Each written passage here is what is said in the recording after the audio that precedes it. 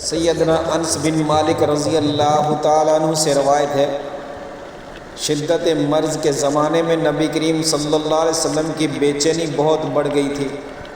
فاطمہ الزہرا رضی اللہ تعالیٰ عنہا نے کہا،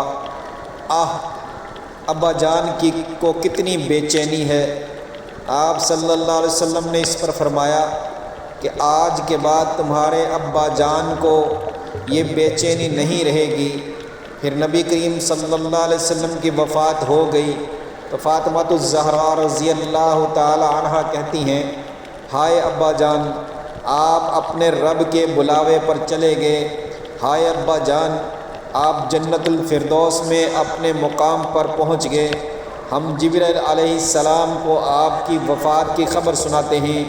پھر جب نبی کریم صلی اللہ علیہ وسلم دفن کر دیے گئے تو آپ رضی اللہ تعالی عنہ نے انس رضی اللہ تعالی عنہ سے کہا، تمہارا دل رسول اللہ صلی اللہ علیہ وسلم کی لاش مبارک پر مٹی ڈالنے کے لیے کس طرح آمادہ ہو گیا تھا، کس طرح تم اپنے پیغمبر پر، اپنے پیارے رسول پر مٹی ڈالنے کے لیے تمہارا دل کیسے آمادہ ہو گیا۔